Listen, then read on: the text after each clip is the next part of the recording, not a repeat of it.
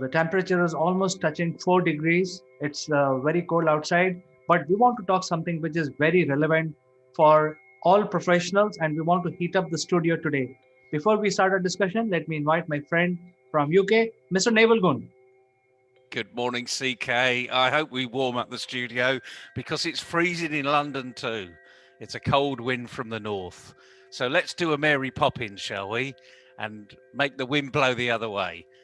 There is a big word that's been talked about this year. I can't believe that this word is being talked about so often, but we need to address it. And it begins with T. What do you think it is?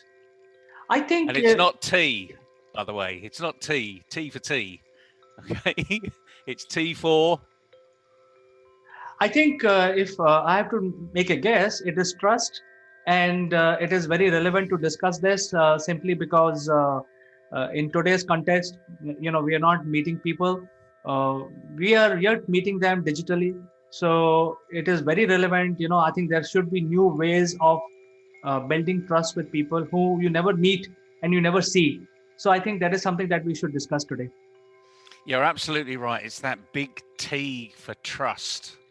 And interestingly enough, we are trusting all of our medical experts, our scientists in the world to come up with this fantastic vaccine in an unprecedented short period of time. Normally, it takes 10 years or so to create a vaccine.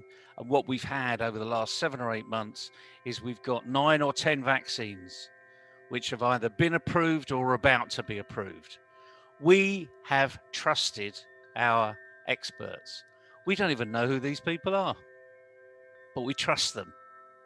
We trust them explicitly and implicitly. Well, the interesting thing is, some people do. Not everybody does. As we've seen, in the media, a lot of people are saying, you can't make a vaccine in 10 months. It's impossible. So their belief is being tested.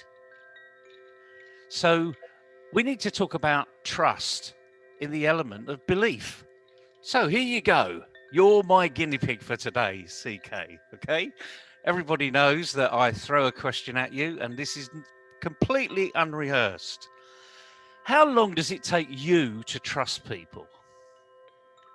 Well, in my case, I trust people very easily, um, and with a caveat. I just want to make a point here that when I trust people, I say that fine, let them prove themselves. But I also throw them out instantly in case they slip once. I don't have patience to wait for long. So I think while I trust people, I am prepared to throw them out instantly. Well, that's an interesting one because, again, we're all different. And the interesting thing is, I observe a lot of networks, business networks in particular, that are created around the world. And there's a couple of networks that in their psyche, in their DNA, they actually say it takes a long time for you to trust somebody. Now, that's their belief. But the interesting thing is, we're trusting people implicitly today when we go on to YouTube. We trust people from what they're saying. We need to be able to handle that as, is it fake news? Is it real? Is it just someone's belief that needs to be tested? And this is the element of trust, I suppose, that we need to get into. And that's why a lot of people say it takes a long time to trust others.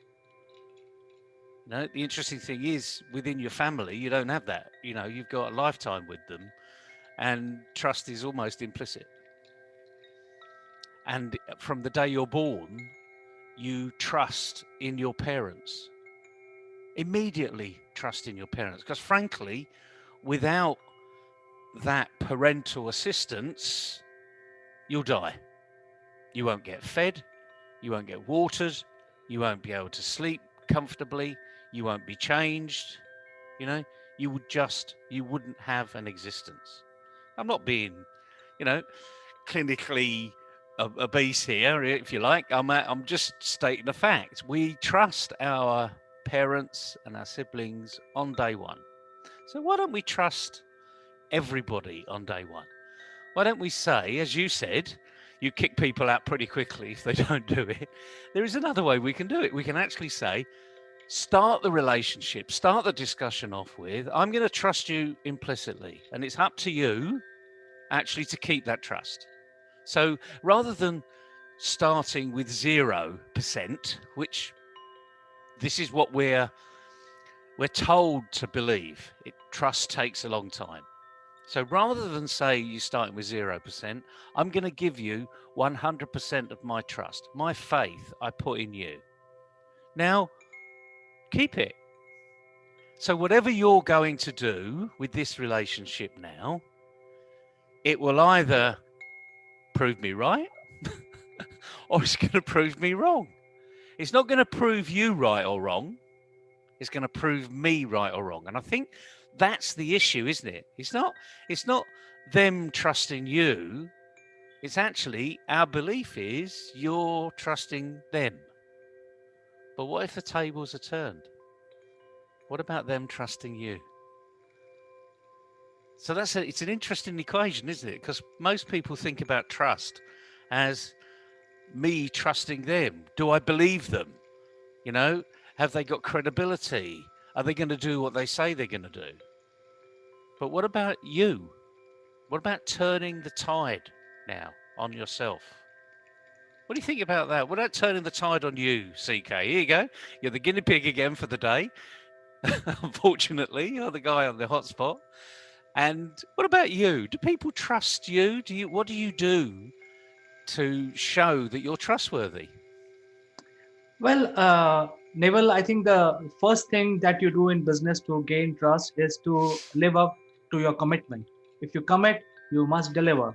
And so, in the erstwhile years, pro COVID era, where you had to physically prove your trust, you go and meet your client and say, I will do this for you.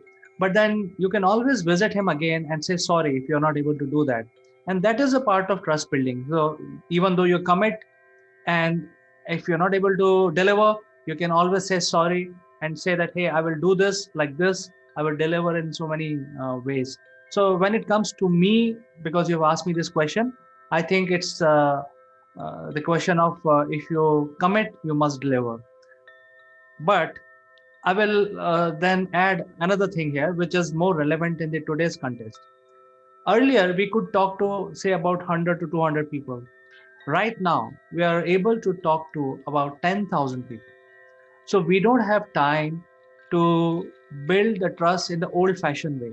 That is my feeling, Neville. You can correct me if I'm wrong. Because every day you're talking to new people, you're establishing yourself, you're making videos, you're sending them promos, etc. And then you're talking to a few of them. You're conducting seminars. And the way of your meeting different people is through the digital platform. And here you can't turn around and say sorry, because that person will not, like for example, I said I will kick them out if I don't see that they are trustworthy. I don't want to waste my time because I have another 10,000 people to reach out to. So I think that is relevant for everyone. So I think it's become more important now as a businessman that you should bring clarity of what you can commit. Because earlier, if you're not able to commit, you sort of overcommit, and he can always turn around and take a drive, go to his office, wait in his reception, and say, "Hey, I'm sorry, give me another 10 days."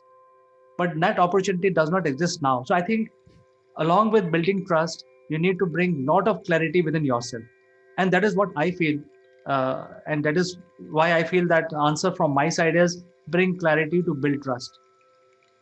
I think that's a really good explanation of your particular read on where things are. And I know a lot of people will agree with you. It comes down to the point of that building clarity. You know, we started off with trust.